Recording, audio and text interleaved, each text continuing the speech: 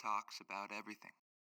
And welcome to another episode of Noah Talks About Everything. Today I'm going to talk about, well, politics and coronavirus, and specifically the politics in the United States, because that's where I live. I'm an American, I live in the United States. All right, where to start? All right, let's start with, I guess I shouldn't be surprised, but somehow I am still somewhat surprised that we're going through this coronavirus quarantining and the global threat that the coronavirus is, trying to gather information and understand just how threatening this virus actually is difficult. But from everything that I've watched and my ability to understand who is speaking truth and who's not, and what I can gather, I've concluded that I do think this is a disease to be careful with, that it is serious, and that it's largely because of how easily it can spread, and that it is more severe than people are giving credit to. It can kill young people. It, like most diseases, affects older people and people with weaker immune systems more, but from what I can gather, it is a threatening disease to anybody. And I think the main issue is that for a lot of people that contract the disease may need medical care or medical attention, but more it's how easy this disease is to spread, and that it can overwhelm the healthcare system. And if it spreads, if we don't do anything to mitigate the spread of the disease, that it can infect a large number of the population, and we're going to see a significant percentage of the whole population get killed off. And the other side of this is, if we shut down the economy and we shut down everything, then, or for the most part everything, then a lot of people are going to suffer. So it's sort of, which medicine do you take is maybe a way to put it.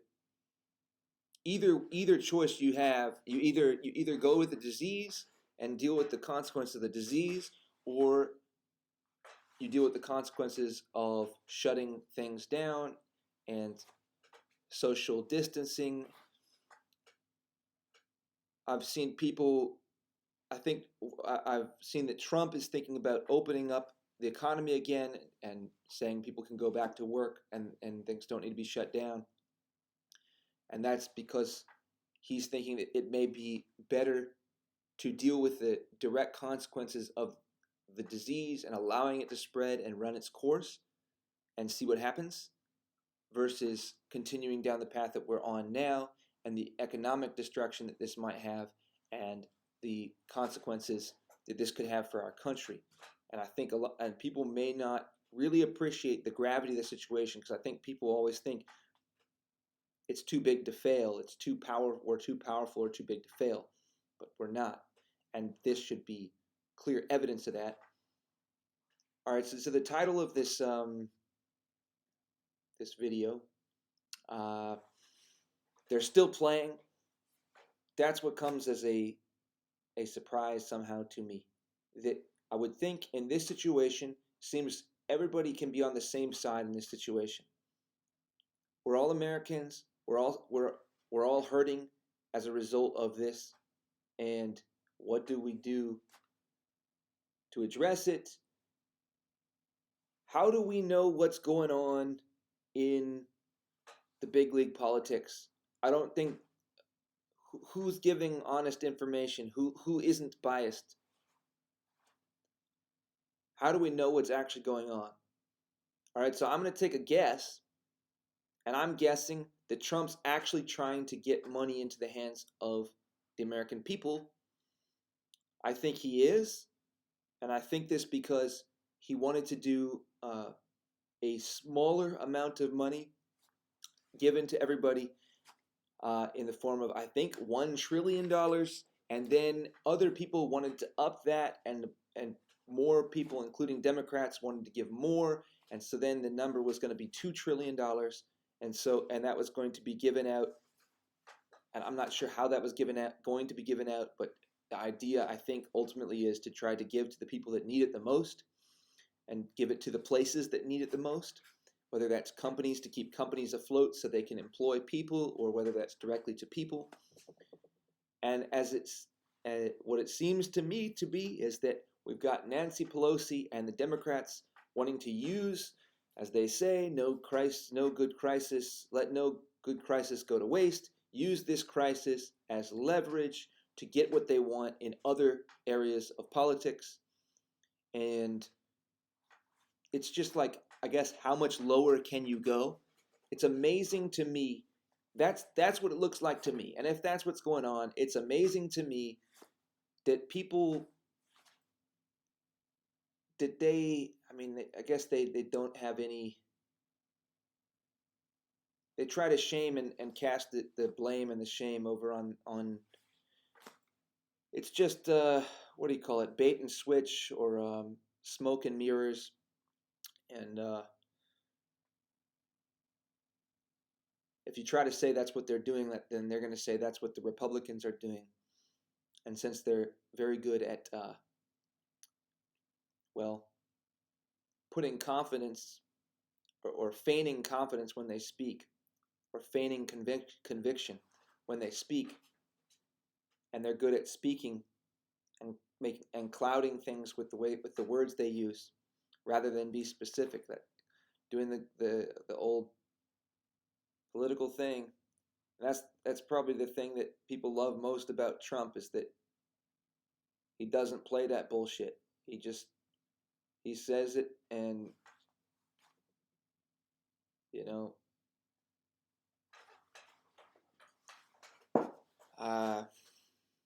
in another way, he does play that bullshit though. So it's just sad that in this situation,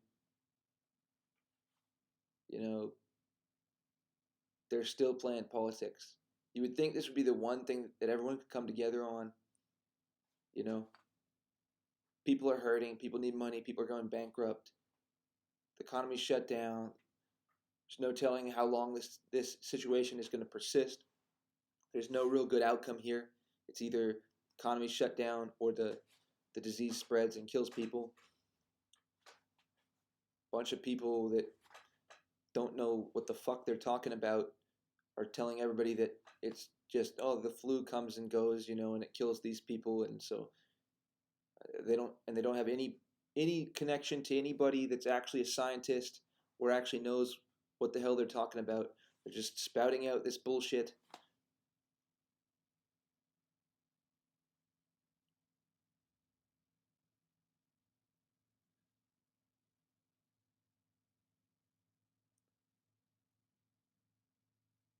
It just seems like this one is so simple. You just help the people. Like, whatever else you had going that was a concern, this bill or whatever it is doesn't need to have anything else attached to it. You need to figure out who needs the money, and get the money to them.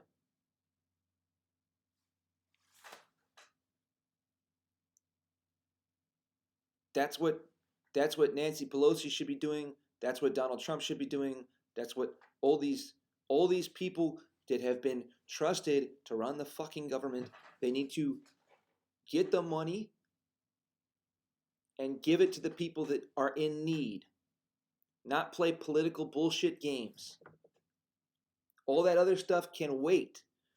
It's an emergency, right?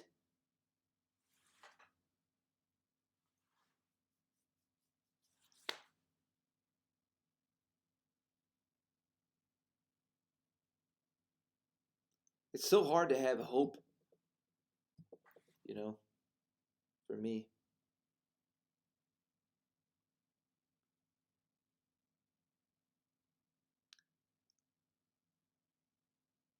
It's just, it's nonsense, and it's so obviously corrupt. There's no way you can't know that it's corrupt.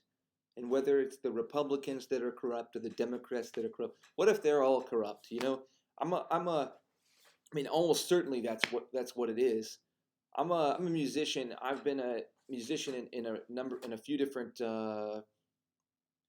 social circles or a few different places, and I've found that there's corruption everywhere. There's corruption in the on the low end of things. There's corruption on the high end of things. There's corruption in the federal government. There's corruption in local governments. There's corruption in companies. There's corruption in every individual. There's corruption in me. There's corruption in everybody.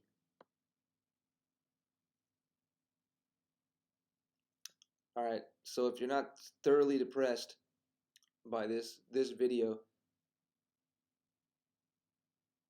I don't know. It just seems like I don't know what to do because I have like no power, right? I can make videos and like 5 people watch the videos. I have no power, and I don't know what to do. And it seems like, you know, there's all this talking about stuff, right? People talk, talk, talk, talk, talk.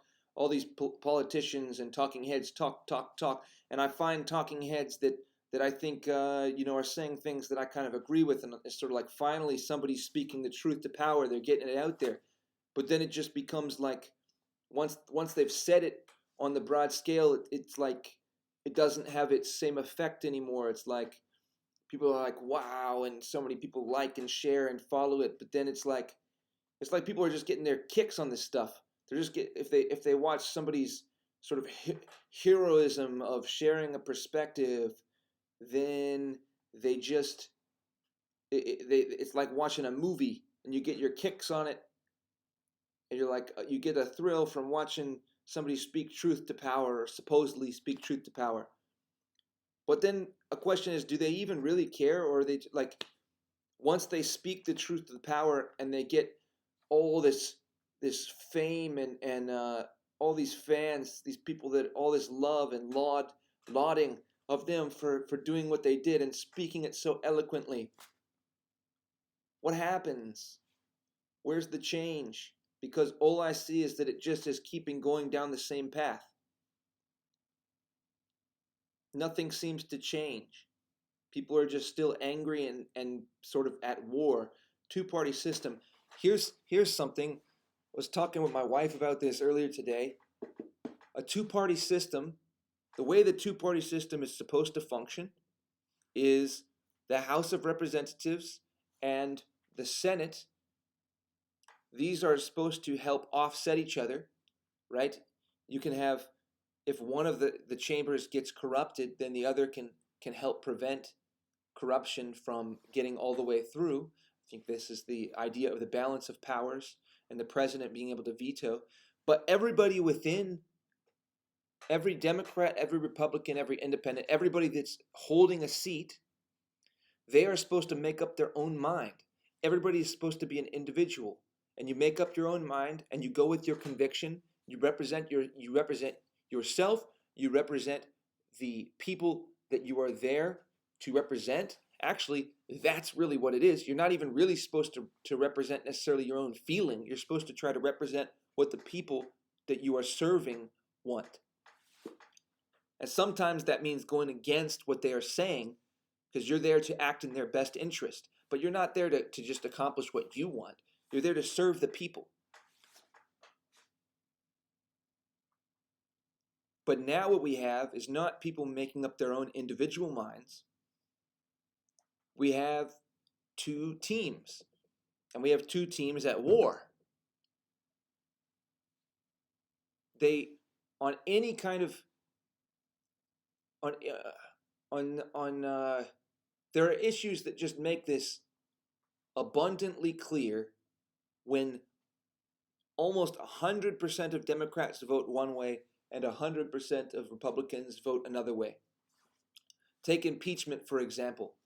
If a president were deserving of being impeached, then you would have, well, If a president were deserving of being impeached and everybody was voting honestly, then you would not have 100% in one direction and 100% in the other direction. It's statistically insane that would happen. It's not happening. So clearly, at a minimum, you can deduce either the Republicans are being dishonest or the Democrats are being dishonest.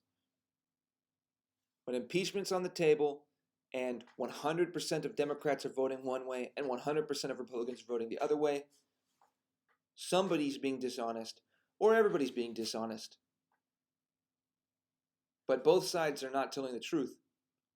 That's for sure. And I would say that basically everybody is being dishonest.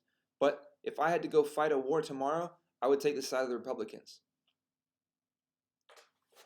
So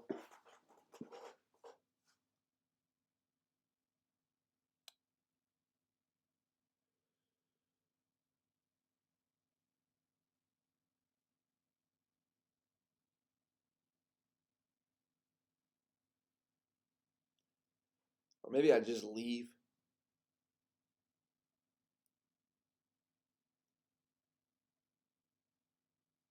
I don't know. But it's just sad when we're in a state of emergency like this and a disease is spreading around the country, around the world. Why isn't the federal government really here to help us? Why are they fighting? It's ridiculous. You know, I think anybody, if you are a Democrat, please wake up. Like, I don't know, Trump has his own kinds of corruption. I don't think he's anything close to what the Democrats paint him to be. But he is not a paragon of morality. He obviously has said and done many things that are not what we want in a role model. And so 100%, it's just all so fucked, Like, to think that Trump was the best candidate, that's fucking nuts. But I think he was. Because nobody was being honest. Nobody's telling the fucking truth. Trump's not either, though.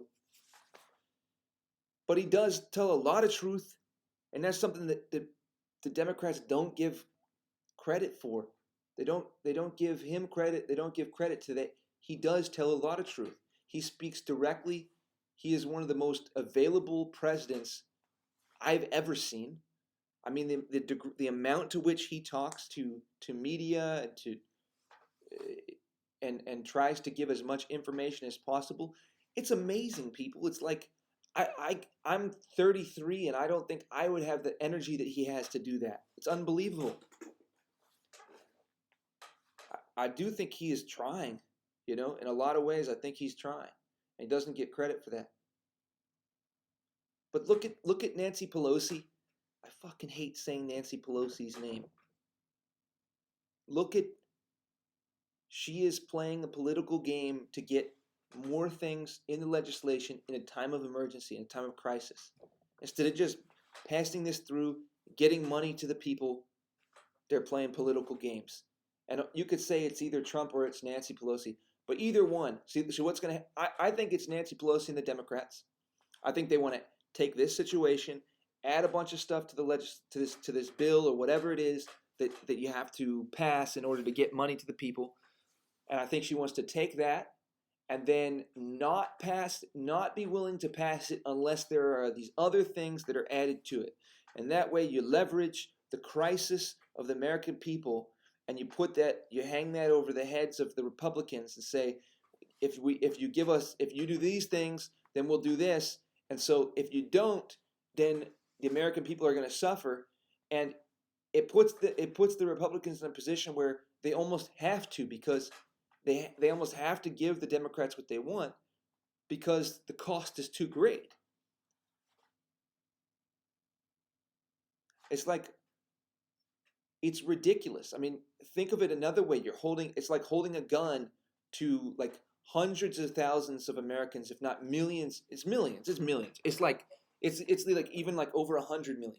Holding a gun to like 100 million Americans, a firing squad, and then saying, all right, we will pull the trigger and we're going to wipe out 100 million people. I mean, 100 million people aren't going to die, but I mean, figuratively, they're going to experience. Many of them would die, and many people are going to experience kind of poverty that they've never known before. And they're saying you got to add these things that we want, these changes to the government and to legislation and to law that we want, and then we won't pull the trigger on all these people to bring them suffering and poverty and even death. And so that's what I think is going on.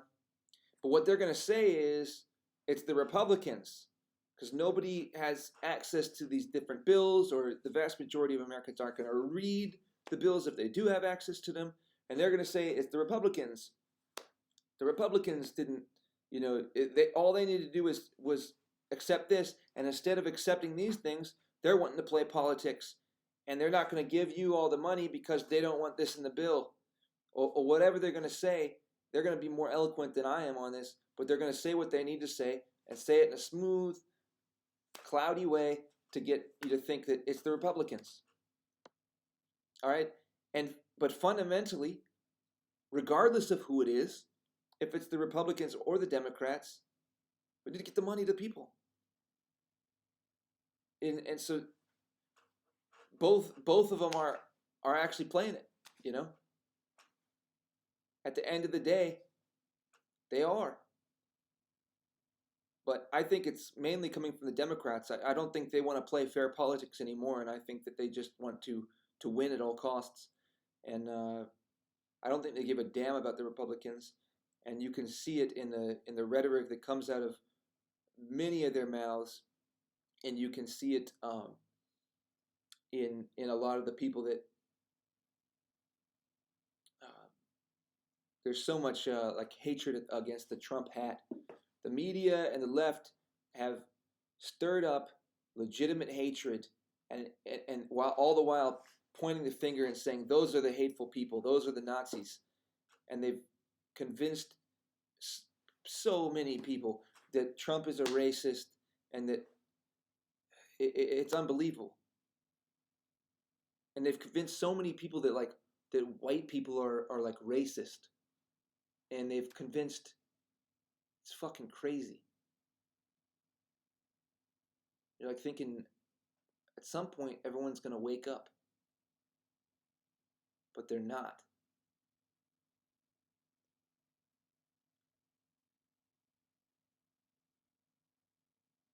I mean, they think you can see all these like feminism rallies or all these different rallies. They're not even like feminism anymore or whatever they are. It's like everything, all these different sort of factions are kind of merging into one, or they're just like fake titles, and that people don't even really know why they're getting together. And they get together and then they just shun anybody that doesn't think like they do or isn't willing to submit to what they're doing. It's crazy.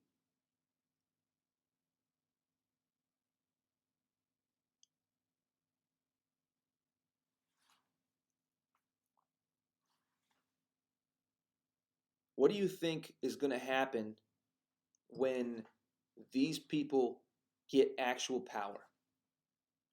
When they really have the power, when they control things, and they think they genuinely believe or don't care or are so committed to their cause, what they think is this righteous cause or whatever. They don't give a fuck.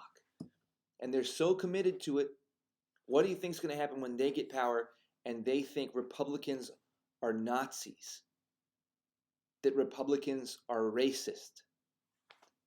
Or whatever. Make up a term to say that the Republican is the most despicable form of being. Those people are the hateful people, the Republicans. The Republicans are the scum of the earth.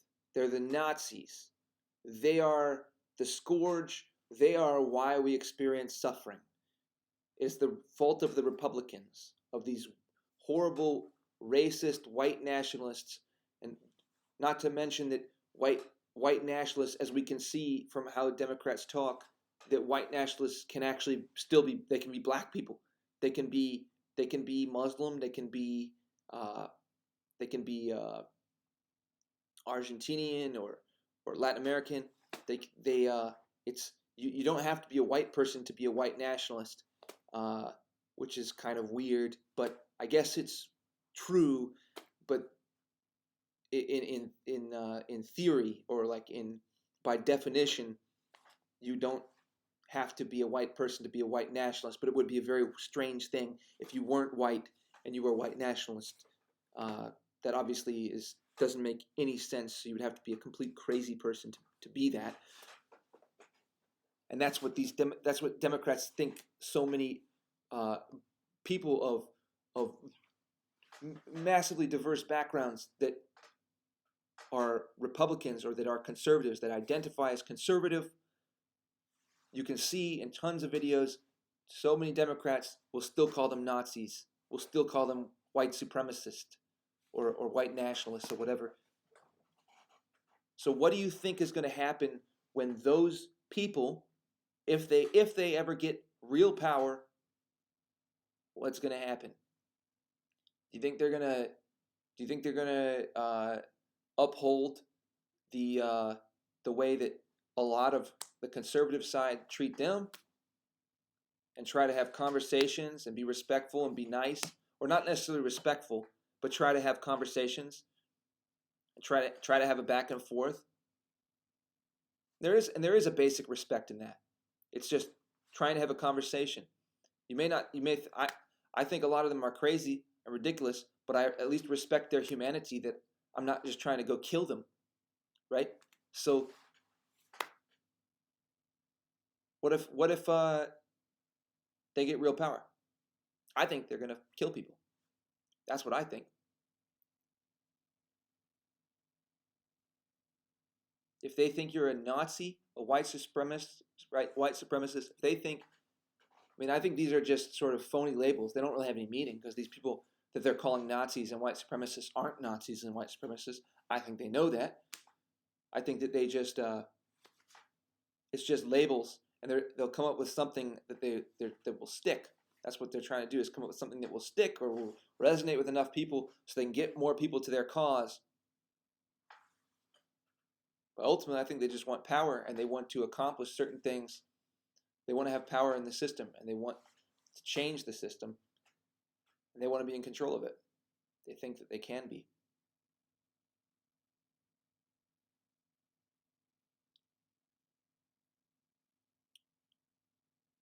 Yeah, I think if they get power and they think you're a Republican or a conservative, it might not happen immediately, but I think it's just a matter of time. They need their safe spaces. Conservatives or hateful people, Republicans, uh, which are the same thing as apparently Nazis and white supremacists and evil. You can't have a safe space. You can't have a safe country as long as there's conservatives, as long as there's Nazis, right? So what else do? You got to get rid of them. So they're not trying to talk to conservatives. They're not trying to talk to Republicans. Call them Nazi, and they tell them get away. They don't want to talk to them. And then they go and whisper to each other, this person's a Nazi, so don't interact with them.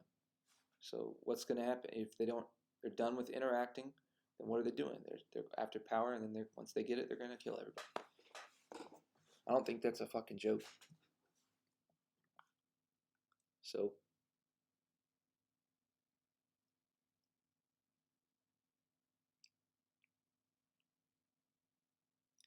I just get to watch it. Watch the world go mad. All right, thanks for tuning in to another episode of Noah Talks About Everything. This was whatever it was. I guess hopefully you enjoyed it. if you could say you can enjoy this particular kind of video, and I'll make more of them. I hope everybody's staying safe and healthy, and thanks for tuning in. If you liked it, like it, share it, subscribe, and peace out.